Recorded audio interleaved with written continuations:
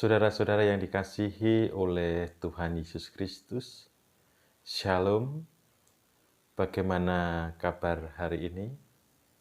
Semoga kabar saudara semua dalam kondisi sehat, semangat, dan bahagia. Kiranya kasih dan anugerah dari Tuhan Yesus Kristus menyertai kehidupan saudara sekalian. Tema resik pada saat ini adalah menjadi nol. Refleksi dari Injil Matius pasal 9 ayat 20-22. Yang demikian sabda Tuhan.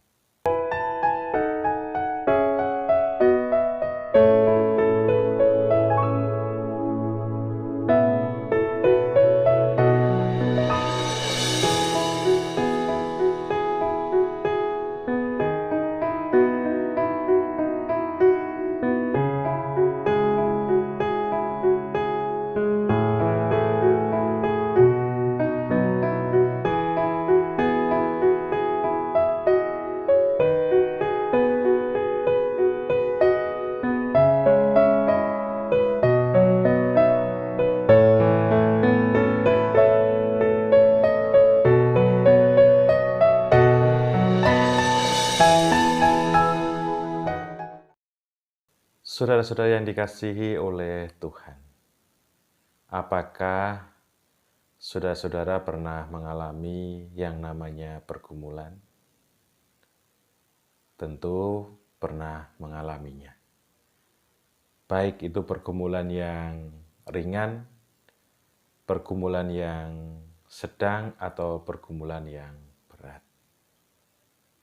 Yang namanya pergumulan pastilah tidak enak rasanya.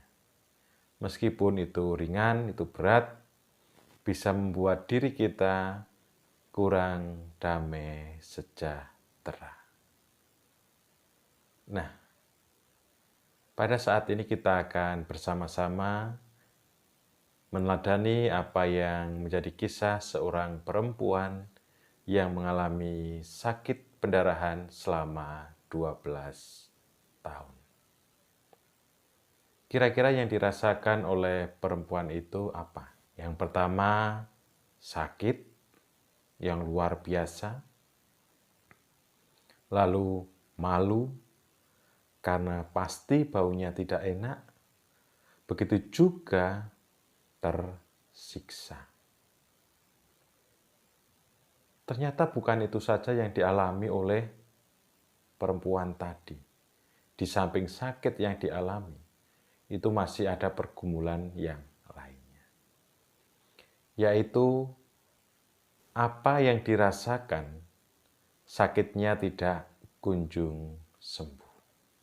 Padahal sudah berusaha semaksimal mungkin, dengan sekuat tenaga, bagaimana perempuan tadi kesana kemari untuk mencari obat, mencari kesembuhan. Bahkan bukan hanya sedikit yang dikorbankannya, harta bendanya habis. Hanya satu yang ingin ia dapatkan adalah kesembuhan. Nah, pastilah yang dirasakan perempuan tadi bisa jadi bahwa segala usahanya itu sia-sia. Sudah sekuat tenaga, tapi tidak ada hasil yang diterima. Entah dari mana perempuan tadi mendengar tentang kabar Tuhan Yesus yang akan lewat di situ. Tentu mendengar dari banyak orang karena apa yang telah dilakukan oleh Yesus ketika menyembuhkan banyak orang yang sakit. Perempuan tadi tidak lalu tinggal diam. Dalam kondisinya seperti itu, ia tetap berjuang, ia tetap semangat untuk bisa bertemu dengan Yesus. Tapi mau apa dikata? Ternyata banyak orang yang berkerumun, yang menghalangi, sehingga dalam pikiran perempuan tadi hanya satu. Asalkan aku menyentuh jubahnya, pasti aku sembuh. Apa yang ada di pikirannya itu pun lalu dilakukan, dan benar. Ketika perempuan itu menyentuh jubah Yesus, akhirnya sakit yang dideritanya itu hilang, memperoleh kesembuhan. Nah, ternyata apa yang dilakukan oleh perempuan tadi, itu Yesus mengetahuinya. Karena ada kekuatan besar yang keluar dalam diri Tuhan Yesus, sehingga Tuhan Yesus mencari siapa itu yang telah menyentuhnya. Apakah Tuhan Yesus ingin marah karena keluar kuasanya, tenaganya dari dalam tubuhnya sehingga membuat perempuan itu menjadi sembuh? Ternyata tidak. Yesus tidak marah, malah ada kata-kata penguatan yang disampaikan kepada perempuan tadi. Apa yang disampaikan Tuhan Yesus kepada perempuan tadi? Yaitu supaya meneguhkan hati. Apakah perlu sudah memperoleh kesembuhan kok harus meneguhkan hati? Tentu dengan apa yang telah dialami itu, pasti ada tingkatan-tingkatan yang harus ia lalui supaya nantinya perempuan itu menjadi kuat ketika menghadapi pergumulan selanjutnya. Bapak Ibu Saudara yang dikasihi oleh Tuhan. Selain Yesus menyampaikan untuk meneguhkan hatinya, Yesus juga menyampaikan bahwa imannya yang telah menyelamatkan. Iman perempuan tadi, karena ia percaya apa yang dilakukan akan menghasilkan buah yang manis, yaitu kesembuhan. Dengan kata lain, bahwa perempuan itu ketika menghadapi pergumulan, ia tetap semangat, ia tetap berjuang, tetap memiliki pengharapan, dan ia mau datang kepada Yesus.